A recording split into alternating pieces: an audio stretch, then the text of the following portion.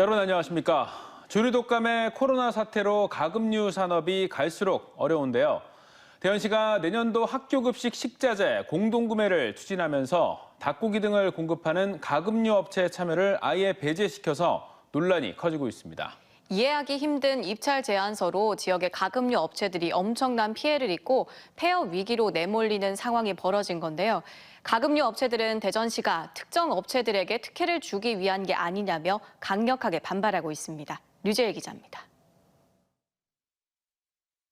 대전시가 내년에 지역 초등학교 32곳의 급식 식자재 공급업체 선정을 위해 공고한 입찰 제안서입니다. 그런데 300여 개 학교에 닭고기와 오리고기 등 연간 120억 원가량의 식자재를 공급해온 70여 개 지역 가금류 공급업체들은 입찰에 아예 참여할 수 없습니다. 대전시 친환경 급식지원센터가 육류의 가금류를 포함시켜 육류 공급업체만 신청이 가능하도록 해놨기 때문입니다. 이렇게 되자 닭고기 등 가금류 공급업체들은 소와 돼지고기를 취급하는 육류 공급업체에 다시 납품을 해야 하는 상황, 줄여야 할 중간 유통 단계를 또 늘려 공급 가격만 더 올라갈 것으로 우려됩니다. 절차도 복잡해지고 제품의 위생에도 문제가 생길 수가 있고 중요한 거는 단가가 또 올라갈 수가 있고 여러 가지 복잡한 문제들이 발생을 하는데 이거를 왜 이렇게 복잡하게 하는지 모르겠고. 가금류 업체들은 급식 공급 절차가 한 단계 더 늘어나 위생 문제까지 발생할 수 있다며 대전시의 이해할 수 없는 행정엔 육류 대기업이나 특정 업체에게 특혜를 주기 위한 게 아니냐고 의혹까지 제기하고 있습니다. 지금 코로나 때문에 모든 업체들이 지금 폐업 위기에 닥쳐 있는 상황인데 이렇게 입찰 자체를 못 보게 해놓고 능력체가 몰아주고 이렇게 하면은 저희 업체들은 도저히 살아남을 수가 없고. 대전시 급식지원센터는 왜 이런 결정을 했을까? 육류 공급업체만 신청 가능하게 해놓고 정작 가금류 업체들은 신청이 불가능한지 세심하게 살피지 못했다는 답변입니다. 정확한 지적이세요. 사실은 그때는 그걸 생각 못하고 저희가 이제 여기는 학교 상황을 모르다 보니까 학교 생활을 안 해봐가지고 저희가 좀 놓친 부분이 없지 않아 있습니다. 취재진이 중간 유통 단계의 증가로 인한 가격 상승 요인과 지역 업체들의 피해 등을 지적하며 입찰 제안서 결정 과정의 확인을 요구하자 2023년부터 가금류 업체들의 참여가 가능하도록 고치겠다고 말합니다. 저 시범 사업이기 때문에 여기서 보완을 해가지고 가금류 업체가 이제 누락된 거 이게 여기서 끝나는 게 아니거든요. 해가지고 그렇게 해서 보완을 할 겁니다. 하지만 가금류 업체들은 당장 내년도 공동구매부터 참여할 수 있도록 바로잡아야 한다며 2023년으로 미루는 것 역시 특정 업체에게 특혜를 주기 위한 것 아니냐는 의혹까지 제기합니다. 허태정 대전시장이 취임 직후부터 학교 급식 공급에 지역업체 참여를 늘리겠다고 밝혔지만 시사나 급식지원센터는 지역업체 보호는커녕 참여를 배제시키고 특정 업체들에게 기회를 주는 상황. 지역업체들의 반발이 더욱 커지고 있습니다. TJB 류재일입니다. 지난 2019년 1월 당시 민주당 이해찬 대표가 세종에 대통령 제2 집무실을 두는 방안을 놓고 밝힌 얘기입니다. 한번 들어보시죠. 행자부 건물을 질 적에 그때 같이 함께 짓는 것을 연구를 해보도록 하겠습니다. 그렇게 해서 사실상으로 행정수도로서의 면모를 잘 갖춰나가는 노력을 하도록 하겠습니다. 그런데 같은 해 9월 중앙 일간지들에 세종시에 제2집무실을 설치하지 않기로 결론 내렸다는 기사가 실리면서 이후 세종집무실은 더 이상 거론되지 않았습니다. 국회 세종의사당에 이어서 행정수도의 실질적 완성은 세종의 대통령 집무실을 만드는 겁니다. 행정수도 완성에 대한 여야 대선 후보들의 생각은 어떤지, 실제 각 당의 입장은 어떤지 서울방송센터 김성민 기자가 들어봤습니다. 민주당 이재명 후보는 세종시의 제2대통령 집무실과 행정부처 추가 이전으로 서울과 행정수도 세종을 분리해야 한다는 구상입니다. 행정 기능은 정부의 결단으로 얼마든지 떼낼 수 있기 때문에 국토균형발전 차원에서 충청으로 행정 수도를 옮기자라는 점에 저는 그때 당시부터 지금까지 계속 찬성하는 입장입니다. 국민의힘 윤석열 후보 역시 청와대 제2집무실 세종시 설치와 2027년 국회 세종사당 개원을 돕겠다고 약속했습니다. 행정 수도가 더 확실하게 완성이 되고 또 국회도 세종시에서 제대로 정착이 돼서 운영될 수 있도록 최선을 다하고 이곳에 대통령 집무실도 마련을 해서 여야 후보 모두 행정수도 완성에 이견은 없지만 이를 명문화하는 개헌에는 조심스럽습니다. 국회 세종사당이 위헌 논란을 피하기 위해 군원 형태로 설치되는 데다 청와대 이전 문제 역시 위헌 문제에서 자유롭지 않기 때문입니다. 지금과 같은 국회 분원, 그리고 청와대 분원, 그리고 국회의 완전한 이전, 청와대의 완전 이전을 통한 행정수도의 실질적 완성과 또 법적 개헌을 통한 완성을 하는 것이 개헌 논의는 지금 어느 일방 정파의 논의로 비롯될 수 없기 때문에 제가 볼 때는 새 정부 출입 이후에나 그런 논의가, 그런 아젠다가 새로 제기되지 않을까 생각합니다. 결국 여야 모든 후보가 행정수도 완성을 공약했지만 지켜지지 않았던 지난 19대 대선처럼 이번 대선도 선언적 의미에 그칠 수도 있다는 우려가 커지고 있습니다. 4개월 앞으로 다가온 대선에서 가장 뜨거운 현안이 될 행정수도 완성에 대해 어느 후보가 과연 진정성을 보여줄지 지역의 이목이 쏠리고 있습니다. TJB 김성민입니다. 수능을 이틀 앞두고 전국대회에 참가한 고교 야구부에서 집단 감염이 발생했습니다. 천안의 한 고교 야구부 학생 27명 가운데 16명이 잇따라 확진 판정을 받으면서 비상이 걸린 가운데 이들은 지난 주말 서울에서 열린 전국대회에 참가해 다른 지역 학생들과 경기를 펼친 것으로 알려졌으며 고3 수험생 3명도 포함돼 있었습니다. 다행히 해당 학교는 수능 전 원격 수업으로 지난주부터 등교하지 않아서 다른 학생들과는 접촉하지 않았습니다. 또 천안의 한 독서실에선 수능 수험생 20명 등 모두 25명이 확진돼 인근 의료원 등에 마련된 별도의 시험장에서 시험이 실시될 예정입니다.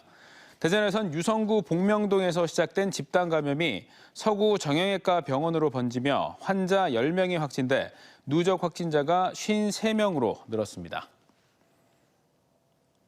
대전시는 내년 3월 철거가 예정된 대전 한밭종합운동장에서 철거 전 마지막 육상 행사로 제22회 대전 마라톤 대회 오프닝 행사를 열고 운동장의 추억을 시민들과 공유했습니다. 1959년 대전 공설운동장을 시작으로 63년간 지역의 대표 경기 시설로 자리 잡은 한밭종합운동장은 이를 추억할 이벤트가 필요하다는 의견이 많았지만 올 하반기 전국 실업 육상 챔피언십 등이 무산되면서 마지막을 기념하는 육상대회 없이 철거를 앞두고 있습니다. 겨울철이 다가오면서 다시 미세먼지 농도가 악화되고 있습니다. 특히 코로나19로 사회적 이동이 줄었던 지난해와는 달리 올해는 교통량 증가 등으로 미세먼지 상황이 악화될 수 있다는 전망도 나옵니다. 김철진 기자입니다. 11월 들어 탁한 가을 하늘이 이어지고 있습니다. 어제 대전과 세종, 충남의 미세먼지 농도가 나쁨을 기록한 데 이어 이틀째 일부 지역에선 짙은 미세먼지 농도가 계속됐습니다. 지난 주말부터 대전과 충남의 미세먼지 농도 최대값은 계속해서 100을 넘기고 있습니다. 전문가들은 최근 난방 수요 증가라는 계절적 요인 외에도 단계적 일상 회복에 따른 교통량 증가 등으로 미세먼지가 다시 늘어난 것으로 판단했습니다. 전 겨울철 난방 수요의 증가, 그리고 최근 기단이 정체되면서 발생한 미세먼지가 씻겨나가지 못하는 효과, 그리고 마지막으로 교통량 증가에 따른 배출량 증가 등으로 코로나19로 사회 활동이 감소하며 미세먼지도 줄었던 지난해와 달리 올해 대기 상황은 다시 악화될 수 있다는 우려가 커지고 있습니다. 실제로 올해 우리 지역에 발효된 미세먼지 경보와 주의보 횟수는 24차례로 지난해 같은 기간 7차례에 비해 크게 증가했습니다. 본격적인 겨울철을 앞두고 대기질 악화에 대한 우려가 커지면서 정부도 고농도 초미세먼지 발생 대비 대응 훈련에 나섰습니다. 실제 상황을 가정해 기존 차량보다 도로 위 미세 입자 제거에 탁월한 분진 흡입차를 주요 도로에 운행하고 대전시 쓰레기 소각시설 가동시간 단축과 관용 차량 전면 운행 제한도 실시했습니다. 특히 올해부터 비상저감조치 발령 시 배기가스 5등급 차량의 운행이 제한되는데 이를 단속하기 위한 카메라도 점검했습니다. 앞으로 미세먼지로부터 시민의 건강권 확보를 위해서 노후 차량 운행 제한과 대중교통 이용, 그리고 야외활동 자제 등 많은 협조를 부탁드립니다. 코로나19로 잠시 사라졌던 겨울철 미세먼지가 위드 코로나 실시와 함께 우리의 일상을 또다시 위협하고 있습니다. TJB 김철진입니다.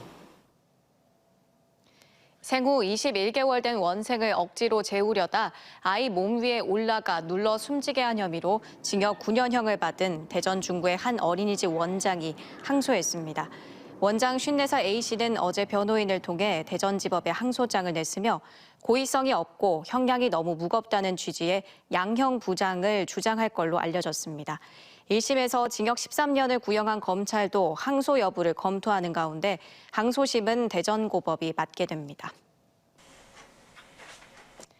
어젯밤 11시쯤 홍성군의 한 회전 교차로에서 18살 A씨가 몰던 렌터카가 가전제품 매장 안으로 돌진하는 사고가 났습니다. 경찰은 인명피해는 없었고 A씨가 음주 상태는 아니었다며 운전 미숙으로 회전교차로에서 속도를 줄이지 못해 사고를 낸 걸로 보고 정확한 피해 규모 등을 조사 중입니다. 코로나 사태로 해외 수출길이 막히면서 지역 중소기업들이 2년째 어려움을 겪고 있는데요. TJB가 충청권 기업들의 베트남 시장 개척을 돕기 위해 마련한 베트남 화상 수출 상담회가 오늘부터 시작됐습니다. 올해는 주한 베트남 대사까지 참석해서 지역 기업들의 베트남 진출 성공을 응원했습니다. 조혜영 기자입니다. 충남의 한 전자부품 업체 관계자가 화상 카메라를 보며 베트남 바이어들과 대화를 나눕니다. 베트남 바이어들이 제품 구매 의사를 나타내자 수출 견적에 대한 논의가 진행됩니다. 기술적인 거 크로스 체킹 해가지고 거기에 적합하는 우리 제품을 가지고 견적 진행을 하면 되니까. 대전과 세종, 충남 기업들의 베트남 시장 진출을 돕기 위한 TJB 베트남 비즈니스 파트너십 매칭데이가 개막했습니다. 엄정한 평가로 선발된 지역의 우수 중소기업 50곳이 오는 19일까지 나흘간 온라인 화상 시스템을 통한 비대면 수출, 투자 설명회를 통해 베트남 시장 공략에 나섭니다. 46개 업체가 참여했던 지난해 행사에서 현장에서만 3천만 달러의 수출 계약이 이루어진 바 있어 올해도 업체들의 기대감이 높습니다. 콜드체인 분야가 우리나라도 그렇고 전 세계적으로도 급격하게 성장하고 있지만은 베트남도 역시 그 영향을 받지 않을까 생각합니다. 개막식에는 베트남 정부를 대표해 응우옌 부뚱 주한 베트남 대사도 참석해 지역 기업들의 베트남 진출을 응원했습니다. 응우옌 대사는 대한민국 과학기술의 요람인 충청권의 유망 기업들이 베트남과 협력하길 바란다고 밝혔습니다. Các công ty rất là mạnh trong lĩnh vực khoa học kỹ thuật, thương mại và start-up, giáo dục. Thì đấy là những cái lĩnh vực mà hai bên có thể hợp tác và nhất là các doanh nghiệp có thể kết nối tìm kiếm cái sự hợp tác trong tương lai. 코로나로 인한 비대면 시대, 충청권 기업들의 베트남 진출 도우미 역할을 톡톡히 하고 있는 이번 행사가 어떤 결실을 맺을지 주목됩니다. TJB 조혜원입니다. 대전시 등 자치단체들이 요소수 매점 매석 등 불법 유통행위 근절을 위한 특별 점검에 나섭니다. 점검 대상은 요소수를 판매하는 주유소들로 특별사법경찰관으로 구성된 점검반이 매점 매석과 가격 담합 등 시장 교란 행위가 있는지, 제조 기준에 적합하지 않은 요소수를 판매하는지 등을 확인합니다. 한편 정부는 오늘부터 전국의 거점 주유소 1,400여 개의 요소수 재고량을 국토부와 환경부, 산업부 홈페이지와 오피넷을 통해 공개했습니다. 또 국내 일일 요소수 생산량이 하루 수요량을 웃도는 68만여 리터로 집계돼서 앞으로 일주일 이상 60만 리터를 초과할 경우 수급난이 상당 부분 해소될 걸로 기대했습니다. 충남도는 도내 15개 시군 15만 9천여 농어가에 다음 달까지 2차 농어민수당 648억 원을 지급하기로 했습니다. 농어민수당은 가구당 연 80만 원씩 지역화폐로 전달되며 이번 2차 지급에서는 상반기 1차 수령한 15만 7천여 가구는 40만 원, 하반기 신규 신청한 2천여 가구는 80만 원을 일괄 지급합니다. 충남도는 지난해 15만 6천여 가구에 1,253억 원을 지급했으며 올해는 3천여 가구가 증가했습니다. 병가를 내고 스페인 여행을 다녀오는가 하면 육아휴직 기간에 자녀를 동반하지 않은 채 2차례 해외여행을 다녀온 직원 등 10명이 대전시 감사에 적발된 대전 동구청이 흐트러진 공직기강을 다시 세우기 위해 전 직원을 대상으로 복무교육을 실시했습니다. 일부 적발 직원들이 병가나 육아휴직 중에 이렇게 하면 안 되는 줄 몰랐다고 밝힌 데 대해 복무교육에선 병가와 육아휴직, 유연근무제의 정확한 규정에 대해 설명했습니다.